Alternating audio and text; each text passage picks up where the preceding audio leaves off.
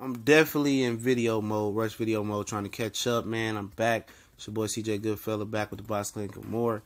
Also run another page, Motor City Sports Talk, for all my people that love Detroit, everything Detroit.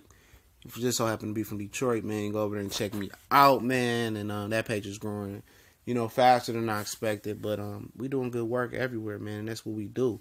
I told you guys we going to segue into the Canelo Jermall Charlo thing, and if it's true to what Mauricio Sulaiman Jr. was saying, if you didn't catch my last video, he sat down with Canelo Alvarez, and Canelo will elect to he will elect to fight for Triple G's Gennady Golovkin's WBC title fight, and with that, if he beats Golovkin, he inherits Jermall Charlo as a mandatory, and at that point, I want to know, will Canelo Alvarez finally fight Jermall Charlo or fight a Charlo? Jermall Charlo was promised Canelo Alvarez after several fights. According to Golden Boy, he said they kept lying to him. He wrote his release from Golden Boy and they let him release. And what would be the excuse then? Would he go try to fight, the Ryota Murata, that's the WBO regular champion, or Sergey Shevchenko, who's the IBF #1 champion? I heard they're trying to set up Gary Spike O'Sullivan. Will he drop the WBC? Will he not fight for the WBC? Maybe Mauricio Sulaiman Jr. is lying. I love to hear Canelo Alvarez's take after watching some of these press conference clips about that meeting he had with Mauricio Sulaiman. We talked about in the last video we just dropped.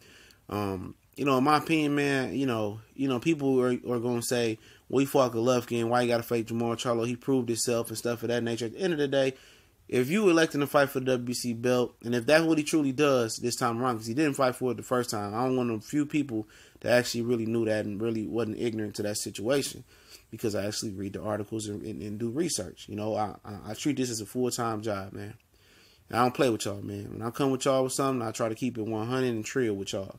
And I'm the only one that was kicking that real shit, so don't forget that. A lot of people didn't know that. But at the end of the day, you know what I mean? But at the end of the day, if he's taking this belt, he's electing to fight for this belt, he planning on fighting Triple G, he got to be aware of what's going on with Jermall Charlo. Now, I'm telling you guys, if Hugo Centennial Jr. somehow beats Charlo, watch how quick Canelo runs and fight him. A lot of people going to try to say, well, we beat Golovkin. He was the feared man. Golovkin was a feared man amongst casual fans. He's a folktale. He never did anything concrete that made me think remotely that this dude was an all-time great middleweight. You know what I'm saying?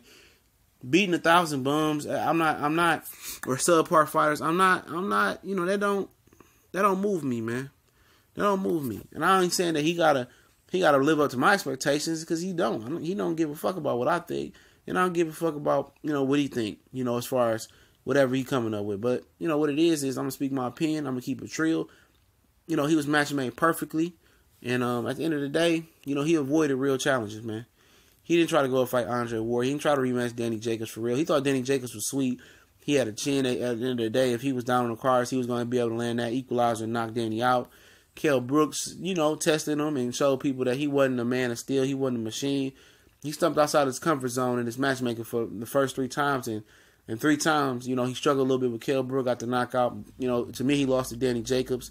And to me, he lost to Canelo Alvarez. And that's not the fact that, they doing random vital testing or he getting older. He's stepping up in competition. Even his own trainer said that. But, with Jermall Charlo and Canelo Alvarez, man, I don't know, man. It's a good fight. I wouldn't count Canelo Alvarez out of this fight, in my opinion. He's a good fighter. But this is stylistically wise all bad for him. Danny Jacobs, Jermall Charlo, several other, a few other guys, maybe bad matches for him. You talking about a guy who's who's offensive, long. He's probably he might be at least 5 or 6 inches taller than Canelo. Canelo, what, really like 5'8"? This dude is legit like 6'2". You go 9, 10, 11, 6, 6'1". He about 6 inches taller than Canelo, 6, 7 inches taller than Canelo Alvarez. And he knows how to use his height, and he's aggressive. I don't see Canelo Alvarez catching this fade willingly. Eddie Hearn said they already trying to set up the Gary Spike O'Sullivan thing or the David Lemieux winner thing that's supposed to be on the co-feature. And it wouldn't shock me, man. It wouldn't shock me if WBC kept Jermall Charlo as an interim title just to hold him in place.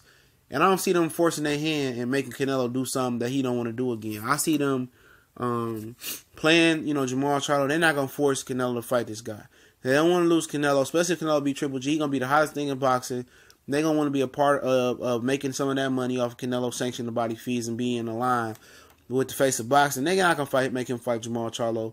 They might, pay Charlo to go away or something or get out the rankings, man. Canelo, he ain't gonna go in there willingly fight Jermall Charlo. They not gonna do that. I don't know what the WBC's infatuation with Jermall Charlo is, and ranking him that high and him being an IBF champion. I don't know. I'm not gonna say that just kind of I don't know why they gravitated towards him, but they not Canelo not getting nowhere near him no time soon. Not in September.